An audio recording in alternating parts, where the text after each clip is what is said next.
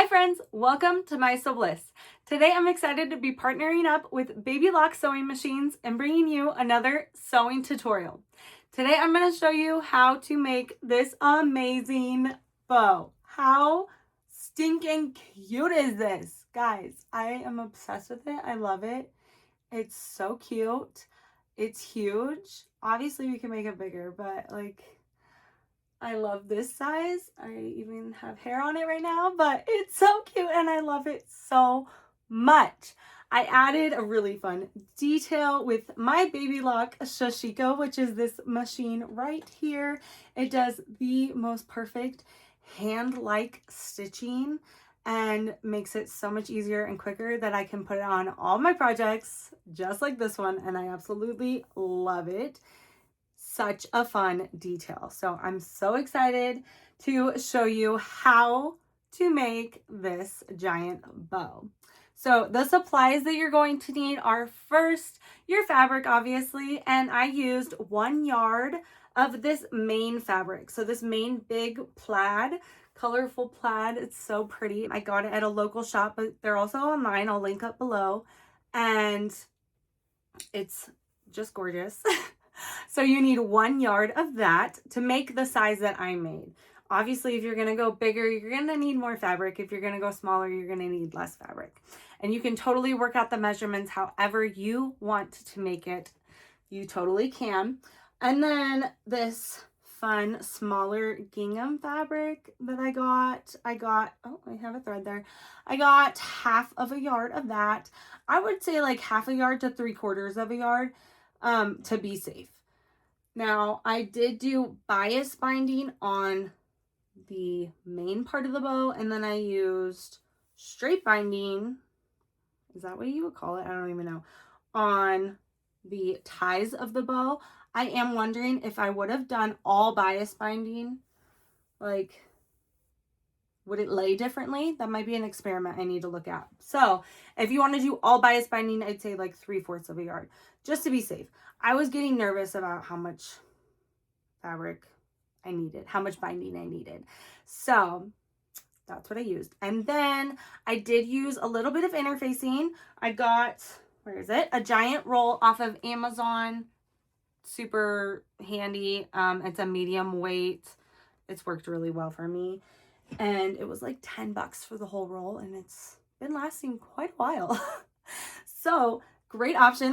I'll link that down below as well. And also to make it this fun shape that you can see, it's like holding the shape, which I love so much. Like, how often are you wanting to like place it perfectly and make it stay in that shape? That's exactly what I wanted to do here. So I used this jewelry wire. It's like a craft wire is what they call it. This is a 16 gauge. I've also used 14 gauge and it works really well as well too. The gauge is just like the different weights of it, how sturdy it's going to be, how thin, how like movable it's going to be. So keep that in mind. But I also got that on Amazon as well. It wasn't very expensive, and again, holds the shape really well. And I still have a ton left over, so maybe I need to make like a ton of bows to put all over my house. How fun would that be? So other than that, you're just gonna need your basic sewing supplies. So let's get started making your giant bow. The first thing that we need to do to start our bow is to cut our fabric. So you should have 1 yard of the main fabric. And here I've cut one 10-inch long piece. So it's 10 inches by the width of the fabric. So wherever your selvage edges are, I just left them folded together and cut a 10-inch wide piece. That's the width of the fabric. And I did 2 of those. So I have 2 of those. And then I cut one 10-inch by however wide your fabric is piece of interfacing. You don't have to use interfacing, but I really like how it adds more stability to the main part of the bow and just makes it look a little nicer. It's going to hold up longer. So I really recommend that. And I just have like a cheap roll that I got from Amazon. This one right here. I really like it. It's worked really well, and it was like $10 for the whole roll. It's a medium weight, so it's been really nice. Then with the rest of that fabric, still that 1 yard piece, I had enough to cut two 7.5 inch wide pieces.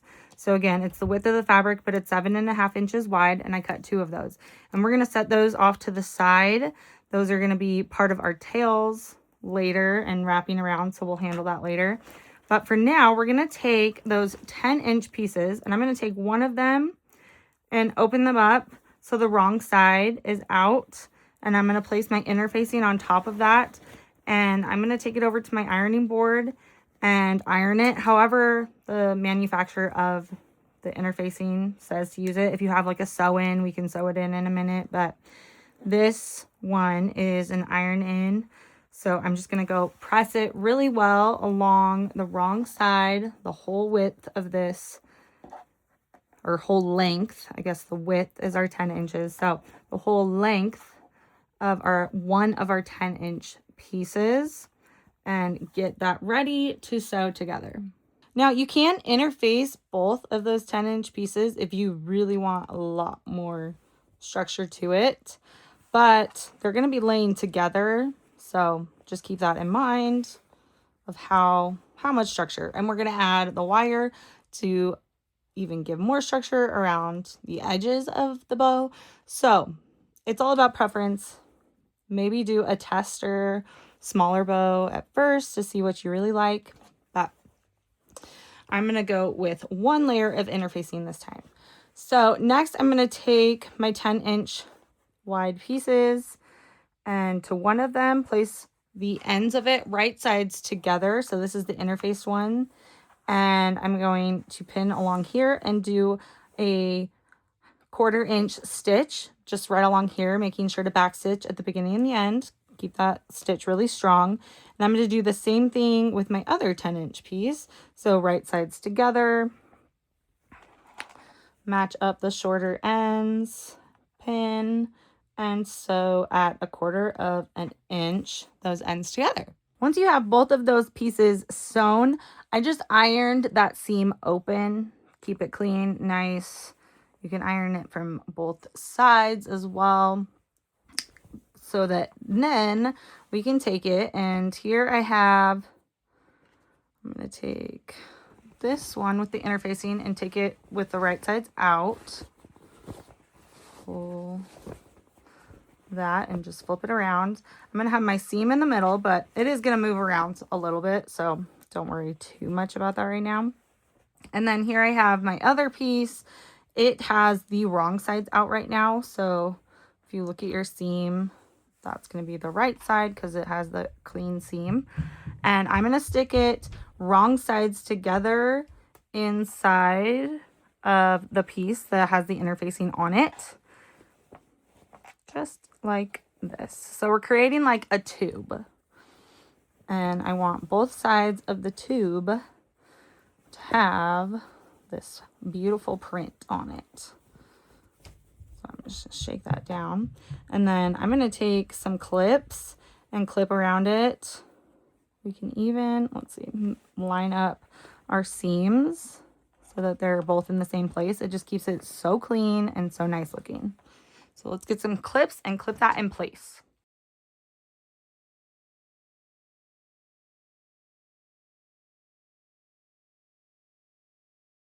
I'm going to do the exact same thing to the bottom edge as well. So just flipping it over, taking those clips and lining up and clipping it in place.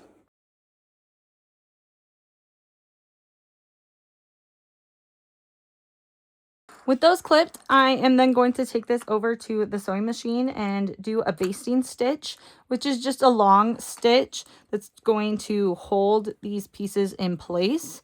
If your interfacing was a sew-in interfacing, this is also when that's going to get sewn in and stabilized for us so that it's ready to do the next step. So just make sure you're sewing in the circle. We're not sewing all 4 layers together. We're sewing this 2 layers, or 3 if we're counting the interfacing, around this whole circle piece. And I'll do that on the top and the bottom to secure it. With the main part of our bow set off to the side, we're then going to get our bias binding ready. Now, if you bought half of a yard of fabric, you need to make that into your bias binding. You might need more than that actually. So kind of keep that in mind when you're buying that.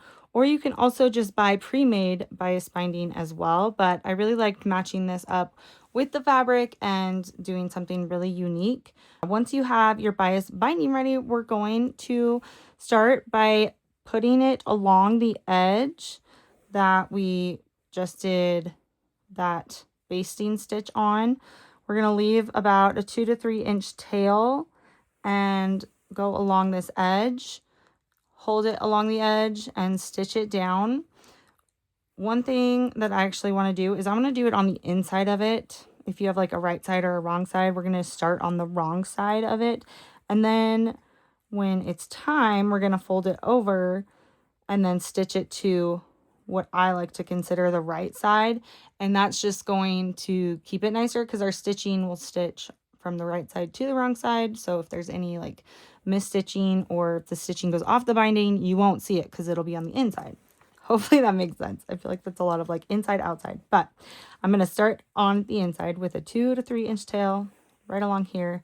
And so all the way around, leaving a 2 to 3 inch tail at the end, with about a 2 to 3 inch opening. So keep that in mind. And I'm going to do that for the top and the bottom. And then I'll show you how to put those together and finish them off. With the binding sewn on the top and the bottom edge, just like so, I'm going to show you how to finish it off. Just like this one, where there are no openings anymore. And it's seamless all the way around. So this one, you should have your 2 tails, and I left them about 2 to 3 inches long, but then I trimmed them. I'm going to show you how to trim them. So my binding is going to be, I made it as 2.5 inches wide. I wanted a thicker binding. I feel like with these bows, the binding is a crucial element, so I wanted it to really pop and stand out. So that's why I did 2.5. If you did something different, you're going to measure at whatever width your binding is. But for me, it's 2.5, like I said. So I'm going to leave a 2.5 inch part of my strip from where I started, which was right here. Then I'm going to take, this is my end piece where I ended down here.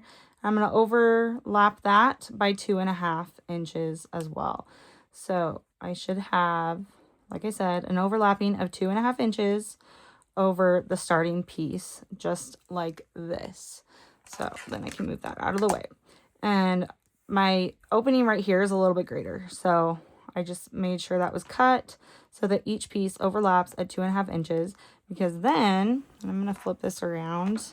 It always gets a little confusing right here, but I like to baste them together first so that I make sure it's right and then sew them together. But we're going to open up those end pieces and flip them so they're right sides together, and you're sewing them on like an L shape.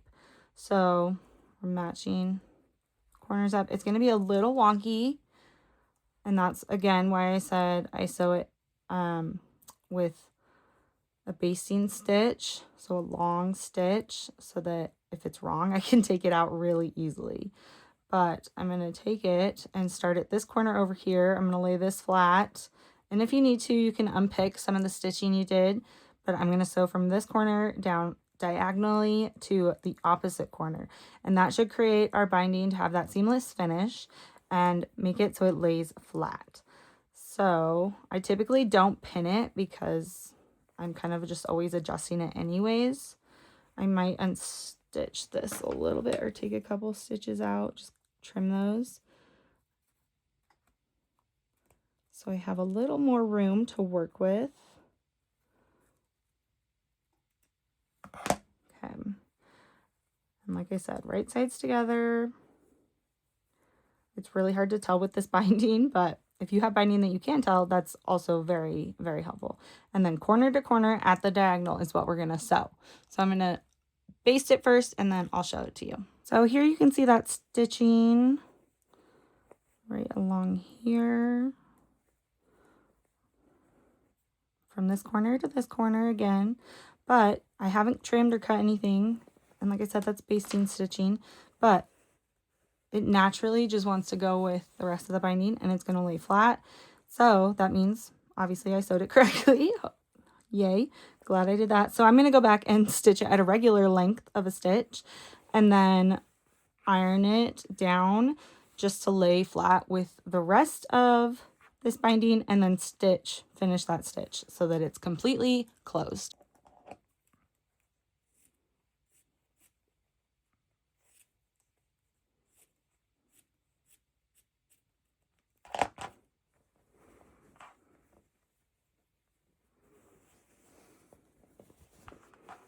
With both of those bindings sewn on and finished, to get ready for the next step, I like to take it over to the iron and just really press the binding out so that it rolls all the way out. And just press this flat, trim any extra threads like I have right there, and just really get it ready to do our next step. After you have ironed the binding, we are ready to go on to our next step. So I just flipped it so the binding's on the outside now. That's just my preferred way of sewing this. You could do either or, but I wanted to show you on this side. I went ahead and started stitching the binding down a little bit. So you can see I stitched like maybe 1.5 inches, 2 inches here. And I then stopped because I want to put my wire in, and I just find it so much easier to sew the wire in and instead of like having to thread it in after I've sewn. That just sounds like it would be tricky to me. So once I have that little piece sewn, I then take it, thread it through the wire, and then fold it over so it's going to stay. It's not going to like pull out. If you need to attach it somewhere or somehow even bend it more, you can. But then as I'm sewing, I'm just going to fold my binding over and tuck that wire all the way over to the side so that my presser foot and my needle don't hit it, because we don't want to break our needles. But this way I can just stitch right along here and the wire is right along the other edge of the binding and it's going to hold there perfectly. And then that way we don't have to deal with threading it through. If you want to deal with threading it through, you totally can. I just feel like it always gets snagged on something and then I get frustrated and have issues. And I don't like that when I could just sew it in.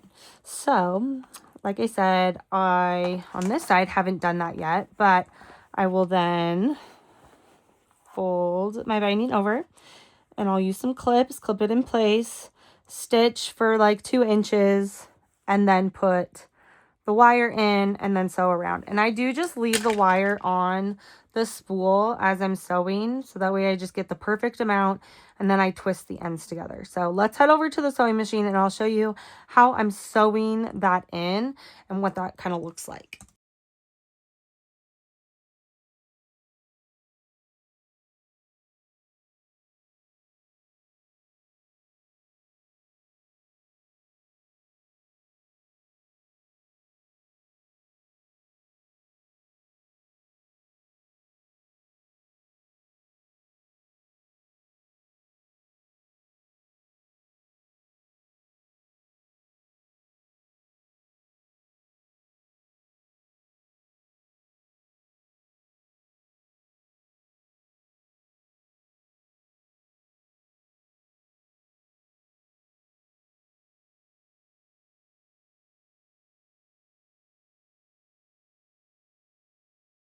After you've sewn all the way around, you're going to leave about a 2 to 3 inch opening. So that way we can twist our wires together and kind of finish that off. I want to make it so the wires aren't going to poke through or anything. So I just twist the ends together really nicely and then take some wire cutters and trim that. Again, make sure that end is tucked in so that it won't poke through. And once I've got that finished, I'm going to push it off to the side inside the binding. Make sure it's tucked in there nicely. And then I can stitch down the binding the rest of the way.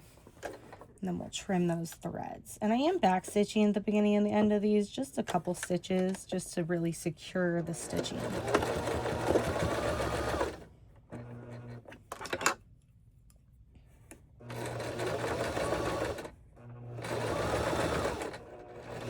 And then with this one side done, you can see that wire. It's pliable now, and I can move it around and fixate it however I want. But now I'm going to go ahead and do the other side of the bow. So down here.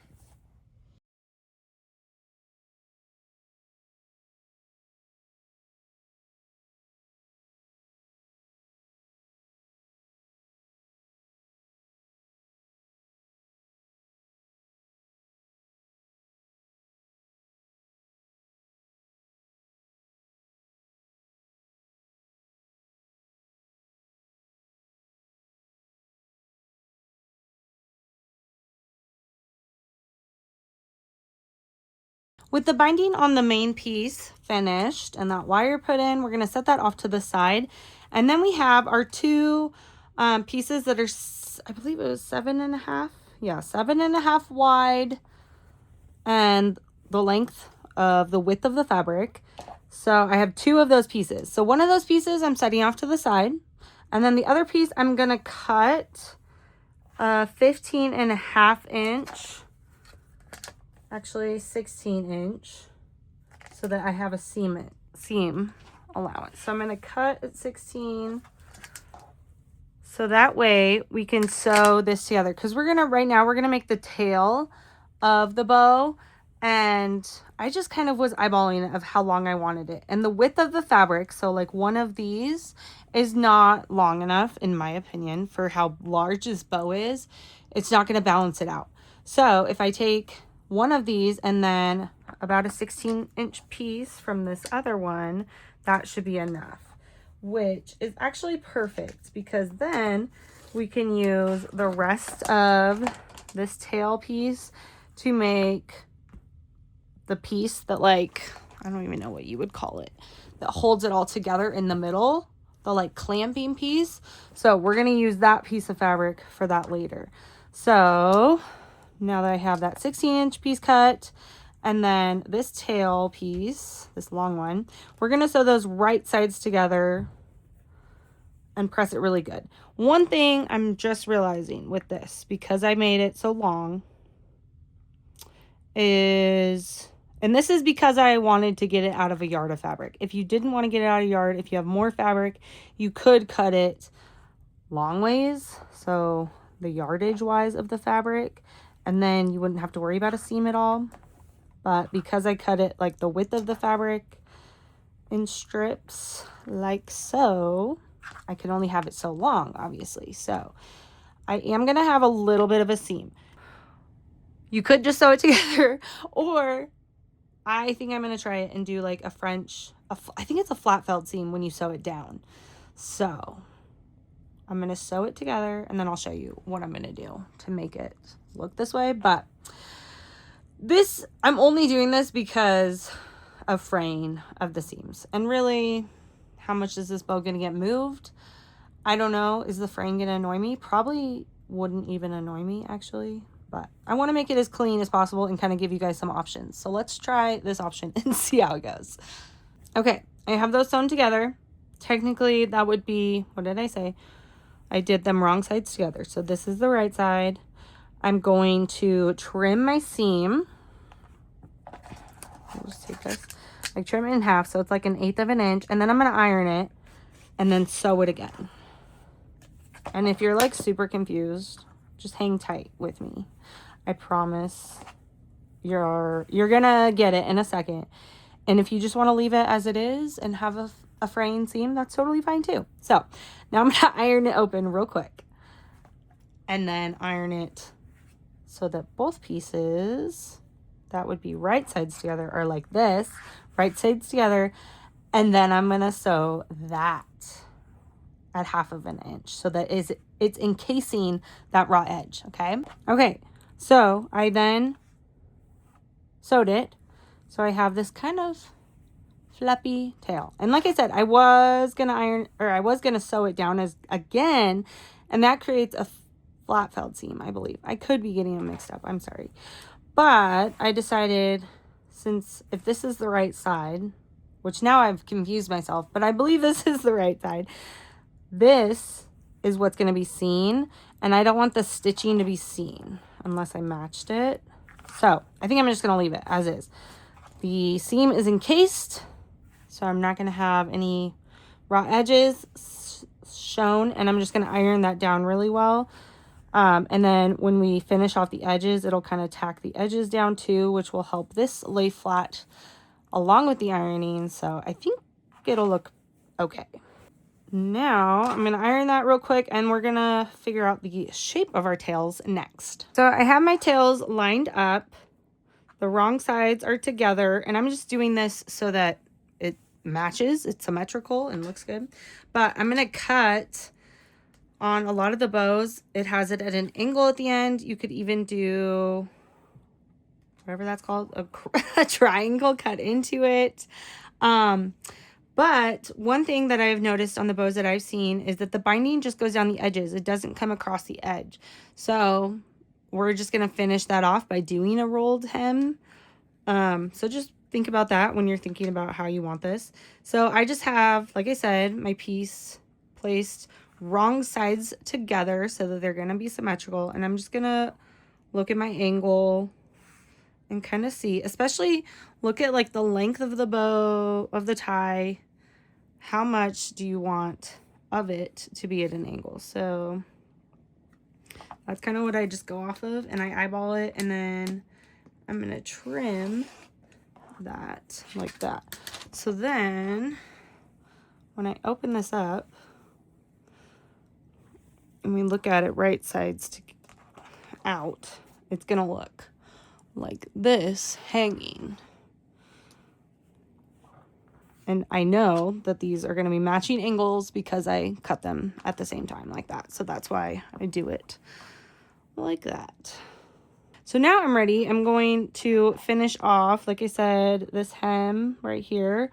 I am just rolling it twice over and ironing and then stitching it in place, just like a really small hem, because that part of the tails don't get bound like this. I'm going to take it over to my iron, fold it over.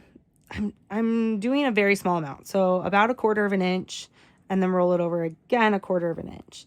And make sure you're rolling over to the wrong side, and do the same thing with the other one, and then top stitch that in place. Here's what it looks like once you have that stitching done. At the end of the point, you might have like a little bit of a tail sticking out, and I just trim that off. Because for our next step, we're going to take our binding and bind the edges of our tails. So both sides, we're going to bind it all the way down to these points. I don't put wire in the tails, but if you want to, you totally could. That way you can kind of manipulate the tails however you want. I think it would look really good depending on where you're putting it. And it's totally possible. So I'm going to get my binding ready, and I'll show you putting that on at the sewing machine. When I go to put the binding on the tie, I like to fold the end of the binding onto itself about 1/4 to 1/2 of an inch and iron that in place. And then here I just have my binding folded in half. And then I'm going to line it up with the raw edge. And I'm going to start on the wrong side of my tie so that when I flip it over and stitch the binding down, the stitching will be on the right side, just so it looks nicer. I feel like I can stitch it nicer on this side, but then on this side I don't have to worry about it as much. And I just finish off that edge just like that, and it keeps all those raw edges tucked in. So I go from one end all the way over to the other. One thing that I like to do, especially with binding and just to add a really fun touch, is to use the Lock Sashiko machine. It looks like hand stitching, but it's so much quicker. You can adjust the length, the spacing on it, and you can do whatever color and thread you want. So it's just super fun. So I think along this binding on the edges, I'm going to add it. And the thread I'm using is kind of like the colors in the fabric. So I think it's going to be a really fun pop and twist, and just a nice little detail that is going to really make this bow stand out. So I'm going to start by folding over my binding. I like to use a stiletto to just hold that in place. And then I'm going to sew along.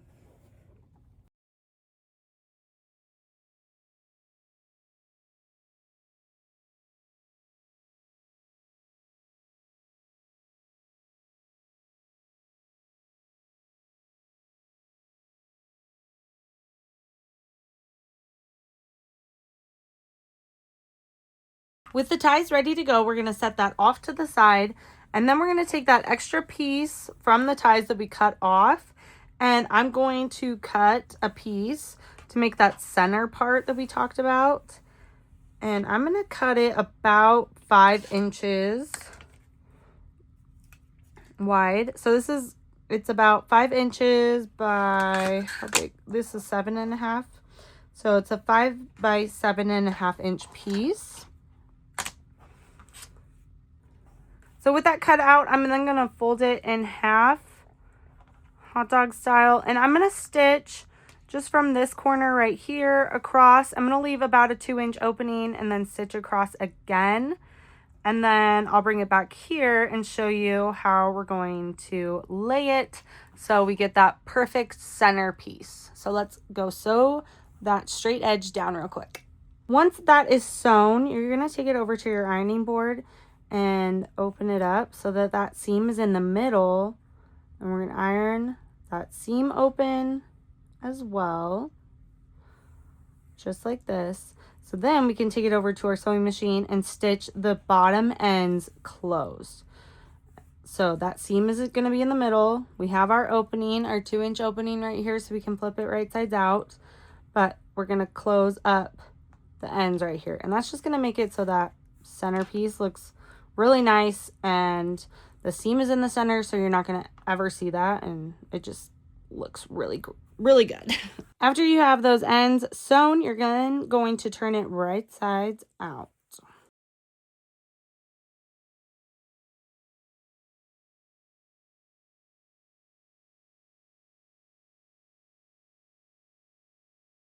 Once you have that piece sewn, turned right sides out, I then like to press it really well, and it just gives it a really crisp finish. Looks really nice. So now we're ready to put our bow together. And one thing that I like to do is I actually just like to use a safety pin, especially if it's just for like my own home decor. And that way I can like change out my bows, or I can hook it to something with the safety pin if I need to. But another option is you could totally hand sew this on as well, or you could even use hot glue. So I just go to the middle section. So here's our big rectangle that we made with our wire in it, and kind of like form a taco, meet those ends up. And if you find that middle part right here, so that middle part, because it's so big, I'm going to tuck that one up too. So it's like making a W, just like that. And we'll work on the ends in a second, but then I find the middle of the ties, and those are easy because you can just like scrunch up here, make sure the right side is facing out,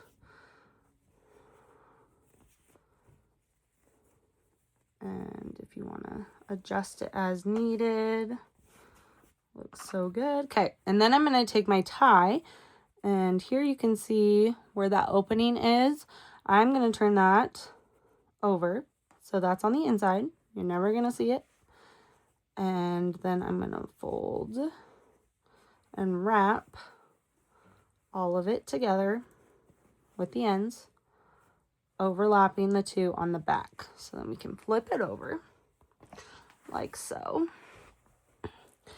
And usually the top part I have come down just like that. So it just lays flat, just like that.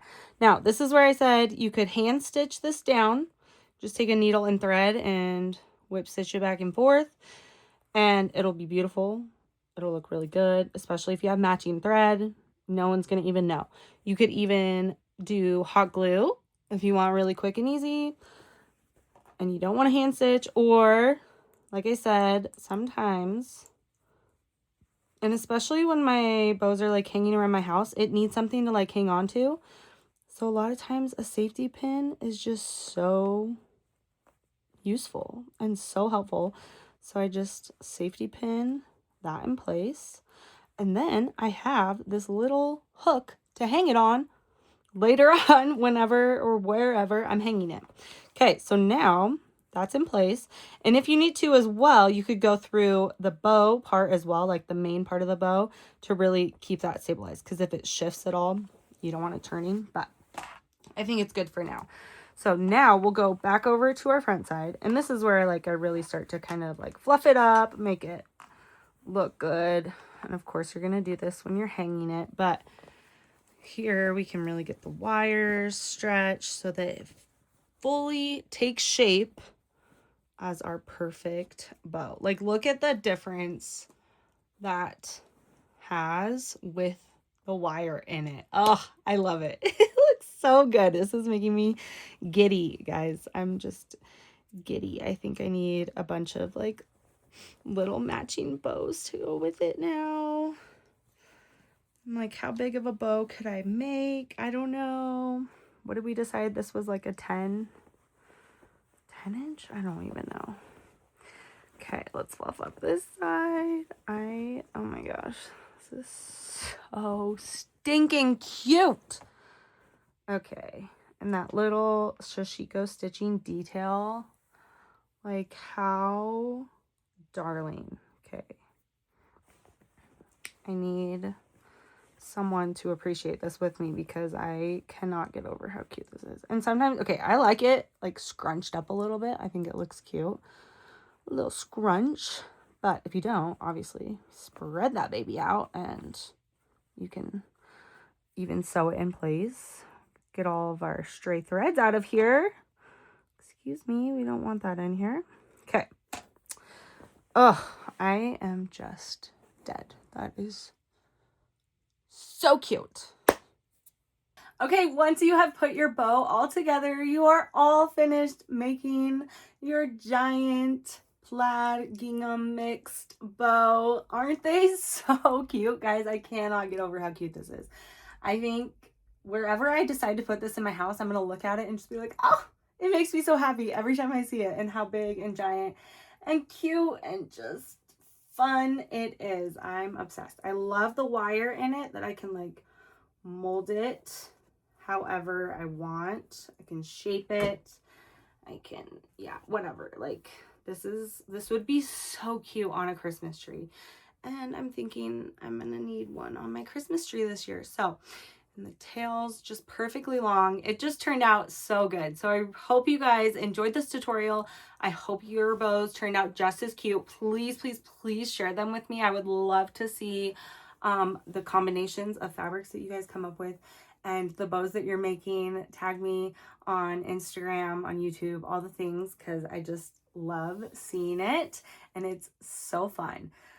This is such a cute bow. It might be my new favorite. So make sure to also check out Baby Lock Sashiko. I'll put a link down below for the videos that I've done on this machine as well, and a link so that you can go and check it out as well with a discount to all Baby Lock products. Thanks so much for watching, guys. I hope you enjoyed this video. If you did, make sure to give it a thumbs up and to subscribe, and I will see you guys next time. Bye!